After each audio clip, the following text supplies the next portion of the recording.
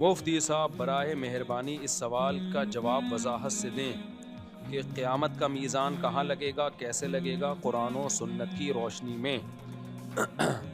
देखो, बरज़ख की जो बातें हैं ना, या क़यामत की जो बातें हैं, चूँकि वो ये दुनिया नहीं होगी तो उसकी पूरी कैफियत हमें ना बताई है, ना हमें समझ में आ सकती है। इसलिए उसकी पूरी कैफियत को जानने की कोशिश करना एक फ़ुज़ूल हरकत है। अब मिसाल के तौर पर जहन्नम के ऊपर जो पुल होगा वो बाल से ज़्यादा बारीक होगा, तलवार से ज़्यादा तेज़ होगा।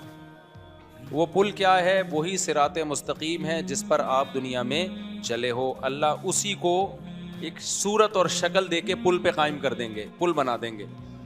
तो क्या उसकी मिसाल दी जा सकती है दुनिया में? ज़ाहिर है नहीं दी जा सकती। तो जितना हमें बताया गया है हम उस पर ईमान लाते हैं, और जो नहीं बताया गया हम उसकी तफ्तीश में नहीं जाते। जो हमारे काम की चीज़ थी वो अल्लाह ने हमें बता दी है। इसकी मिसाल ऐसे है जैसे मुशरिकीन ने पूछा रूह क्या चीज़ है? रूह, जो हमारी बॉडी में रूह होती है ना, जिसकी वजह से हम जिंदा होते हैं।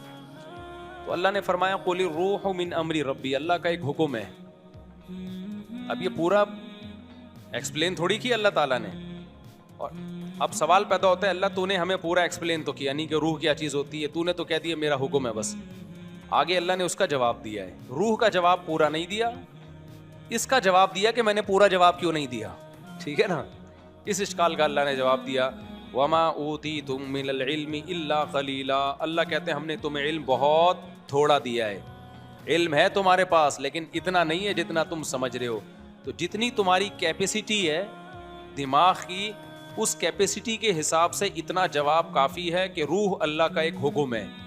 जब वो बॉडी में होता है तो हम जिंदा होते हैं, बॉडी से निकलता है तो हम मर जाते हैं। और अजीब बात है, मेडिकल साइंस ने इतनी तरक्की कर ली, अब तक वो भी रूह को यानी जिंदगी और हयात को एक्सप्लेन नहीं कर सकी है।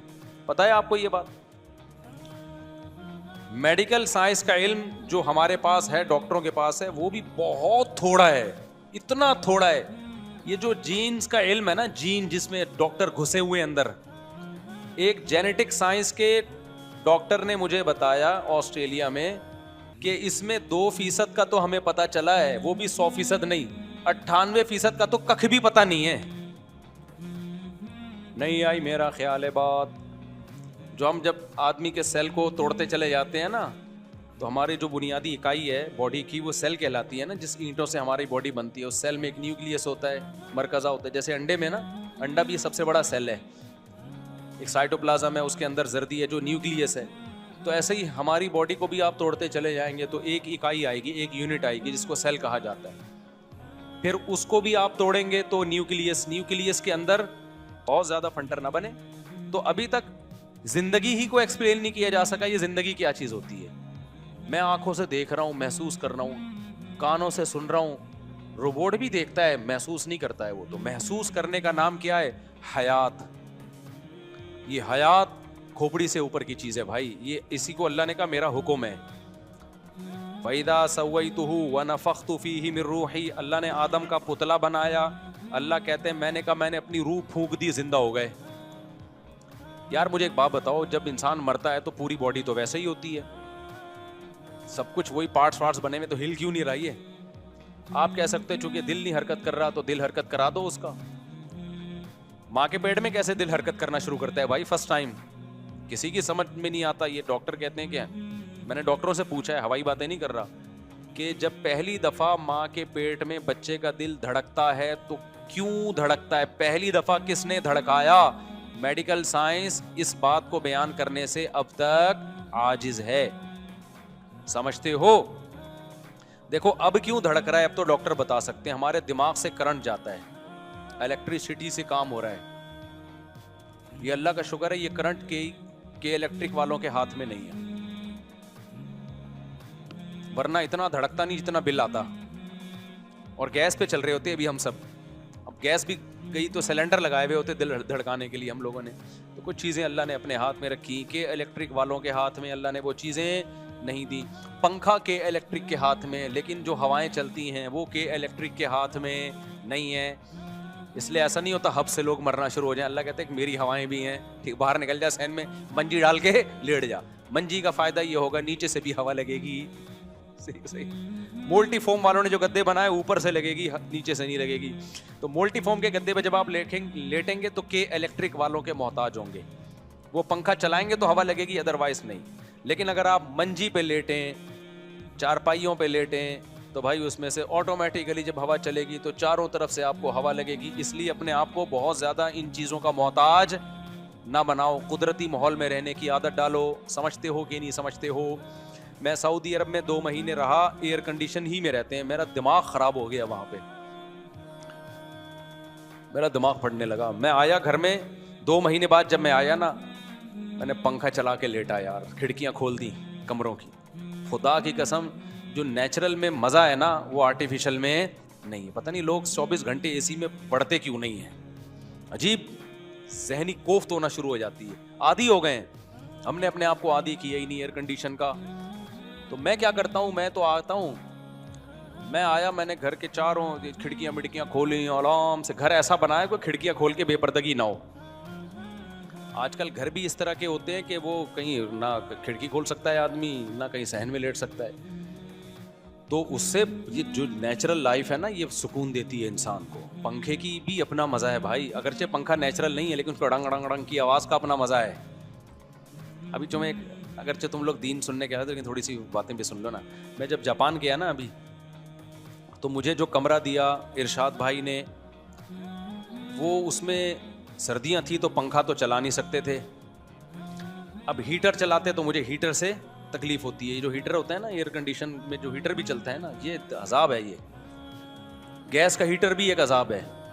लकड़ियों की आग भी हमने तापी है, उसमें वो टेंशन नहीं होती जो गैस के हीटर में होती है। पता है आपको, लकड़ियों की आग जला दो ना कमरे में, उससे जो हीट मिलती है उससे आदमी स्ट्रेस डिप्रेशन में नहीं जाता। ये जो गैस का हीटर है ना, ये अजीब सी चीज है ये। तो मैंने कहा भाई हीटर नहीं चलाओ, ना एसी वाला हीटर चलाओ और ना गैस वाला। अब सर्दी बहुत है तो डबल रजाई ले लेंगे हम, कोई बात नहीं। अब जब डबल रजाई ले रहे हैं तो अब पंखे भी नहीं चल रहे, हीटर भी नहीं चल रहा, कुछ भी नहीं, तो आवाज़, अब कोई ज़रा सा ठक हो आवाज़ आती है। साथ में उनके बच्चे तो बातचीत करेंगे, शोर शराबा करेंगे, नींद ही नहीं आ रही। तो मैंने क्या किया, मैंने कहा मुझे तो पंखा चलाना है। पंखा था ही नहीं, सॉरी, जापान में सर्द इलाकों में थोड़ी पंखे। तो मैंने क्या किया, मैंने कहा यार YouTube हर बीमारी का इलाज है, मुझे चाहिए पंखे की कड़ंग कड़ंग आवाज। हम तो आदी हैं उसके कड़ंग कड़ंग आवाज से, अड़ंग अड़ंग ऐसे। पंखा जितना बेकार होगा ना उतना अच्छी लोरी सुनाता है। पंखा जितना खराब होगा ना, कड़ंग गड़ंग गड़ंग गड़ंग, एक फ्रीक्वेंसी के साथ वो गड़ंग गड़ंग करता है, उसका अपना मजा है यार। बचपन याद आता है, बचपन याद आता है। पहले बड़े आड़े तिरछे पंखे हुआ करते थे ना, गड़ंग गड़ंग गड़ंग घूम रहे होते थे, लगता था ये हम पे गिर जाएगा। और एक दफा मैंने पंखा गिरता हुआ भी देखा है। पंखा ऐसे खड़ा हुआ था, गड़ंग गड़ंग गड़ंग घूमने का भी गिरेगा, वो गिर गया थोड़ी देर में, खैर बच गए हम। तो मैंने क्या किया, YouTube पे लिखा फैन वॉइस फॉर स्लीपिंग, तो YouTube पे आ गई पंखे की आवाज, मैंने लगाया जोर से, गहरी। अब शोर शराबा और मुझे थोड़ी देर ये तसव्वुर होता है कि ये YouTube पे ओरिजिनल नहीं है, लेकिन 5 से 10 मिनट के बाद ना आपको लगेगा वाकई पंखा चल रहा है। तो अब वो शोर भी कर रहे हैं, बातें भी कर रहे हैं, मेरी सेहत, मैं समझ रहा हूँ पंखा चल रहा है। ये YouTube पे डाला इसलिए है। और नीचे लोगों के कमेंट्स के, जब से हमने ये पंखा चलाया ना, YouTube गोरों के कमेंट्स थे कि मजे की नींद आ रही है। अच्छा, उसमें फिर ऐसी वीडियोस में बारिश हो रही है, बाज़ दफ़ा बारिश में भी बड़ा सुकून मिलता है। बारिश हो रही हो ना, बिजली कड़क रही है, बड़ी गहरी नींद आती है, नेचुरल है, एक नेचुरल माहौल पैदा हो जाता है। तो मैं तो नेचर से लव करने वाला आदमी हूँ, मुझे नेचर से मोहब्बत है, तभी तो शादियाँ की हुई हैं, मुर्गियाँ पाली हुई हैं, ये सब नेचर है। तुम लोग को लैंड क्रूजर और ये नेचर नहीं है रीवो, ये ज़रूरत है। नेचर ये है कि बकरी का दूध, मुर्गियाँ, बेगम, बच्चे, पंखे, गड़ंग गड़ंग। गड़ंग भी नेचर नहीं है, लेकिन पुराना ज़माना तो याद आता है ना, सही है ना। एयर कंडीशन नेचर नहीं है, कंबल नेचर नहीं है, रज़ाई सदियों से इंसान, मैं कंबल में नहीं सोता कभी। आप देख ले, मैं जहाँ भी जाता हूँ बोलता हूँ भाई रज़ाई चाहिए। रज़ाई का एक वेट होता है, सर्दियों में जब रज़ाई लिहाफ ऊपर लेते हो उसका अपना मज़ा है, कंबल में वो मज़ा नहीं है। दूसरा, कंबल में गड़बड़ क्या होती है, वो करंट मारता है, बालों से चिपक रहा है, बाल चिपक रहे हैं, अबे एक टेंशन है। फिर उसके अंदर गर्दो गुबार अटकती है, आपको पता नहीं होता, उसकी सफाई आसान नहीं होती कंबल की, तो कंबल कंबल हो जाता है आपको। तो इसलिए मैंने अपने लिए घर में रजाई रखी हुई है, ज्यादा सर्दी होगी डबल रजाई। कहीं भी जाता हूं मेहमानों से बोलता हूं, मेजबान से बोलता हूं मुझे रजाई लगा दो, कंबल नहीं। तो रजाई में वेट ना, शदीद सर्दी में रजाई का जो वजन होता है ना आपके ऊपर आता है, बड़ा मजा है उसमें भाई। तो वो क्या किया हमने, YouTube पे पंखा लगा लिया, कड़ंग कड़ंग आवाज आ रही है, बड़े मजे से मैं पंखा लगा के सो गया। अब जब वो सुबह मुझे उठाने के लिए आए तो क्या नहीं, ये मोबाइल में क्या शोर हो रहा है मुफ्ती साहब, क्या पूरी रात आप मोबाइल देखते रहे हो, सोए नहीं? मैंने कहा नहीं, मैं पंखा चला के सोया हूं, मैं पंखा चला के सोया हूं। फिर क्या हुआ कि अब वो बच्चे शोर कर रहे हैं, मैं कहता हूँ करते रहो शोर, मुझे परवाह नहीं है, मैं पंखा चला रहा हूँ बहुत तेज। जब ज्यादा शोर होता था तो पंखे की आवाज क्या कर देता था, बढ़ा देता। ये बड़ी मजे की चीज है, YouTube पे सर्च करें, बड़ा मजा आता है इससे। खैर मेरे भाई, और आसान इससे अच्छा तरीका किसी का बयान लगा लो। बाज़ दफा मैं बयान लगा लेता हूँ, अपना नहीं लगाता, क्योंकि अपना लगाओ ना तो फिर वो और नींद गायब हो जाती है, उसमें हंसी की बातें आती हैं, तो मैं कभी खुद अपने ही लतीफ़े पे हंसना शुरू कर देता हूँ। तो मैं फिर किसी बड़े बुजुर्ग का बयान लगा देता हूँ। उसका फ़ायदा ये होता है, नॉलेज में भी इजाफा होता है, मोटिवेशन भी मिलती है, और बाज़ दफ़ा नींद भी आ जाती है, बयान सुनते सुनते सो जाता है आदमी। ये जब करता हूँ जब दिमाग चल रहा हो। आजकल सियासी हालात ने ना दिमाग का दही बना दिया है, किसी को भी टाइम पे नींद आ जाए इसका मतलब वो पागल है। उधर से फौज के खिलाफ बयान, उधर से PTI के खिलाफ बयान, उधर से JUI के खिलाफ बयान, उधर से मुस्लिम लीग के खिलाफ बयान, उधर से मुस्लिम लीग का जरदारी के खिलाफ बयान। वीडियोस भी देख रहे हैं, सहाफ़ियों को भी सुन रहे हैं, उधर की सुनो उधर, इतना दिमाग की दही हो जाता है। फिर मैं बंद कर देता हूँ, दफा करो यार, हम ऐसी की तैसी, हम अगले की टेंशन अपने ऊपर क्यों लें। तो इसके लिए फिर रात को पंखा चलाना बोलो जरूरी। तो फिर पंखा चला के सोए, जब भी ऐसे टेंशन होना बयान लगा दो या पंखा चलाओ। तो खैर कहां से कहां बात चली गई। तो मैं जो सवाल पूछा था कि बहुत सारी चीज़ें हमारी मेंटल लेवल से ऊपर की हैं, तो हमें आखिरत की जो बातें बताई गई हैं, तराजू भी लगेगा, उस तराजू की कैफियत क्या होगी, ऐसे कोई फरिश्ता यूं करके पट्टे लेके बैठा हुआ होगा तराजू के, या कोई डिजिटल तराजू होगा, क्या होगा ये हमें अब बताया तो क्या। तराजू के एक पलड़े में गुनाह रखे जाएंगे, एक पलड़े में नेकियां रखी जाएंगी। बस हमारी फहम के मुताबिक बात की गई है। देखो तराजू तो ये भी है, जो आजकल थर्मामीटर भी तो एक तराजू है ना, जो टेम्परेचर को नापता है।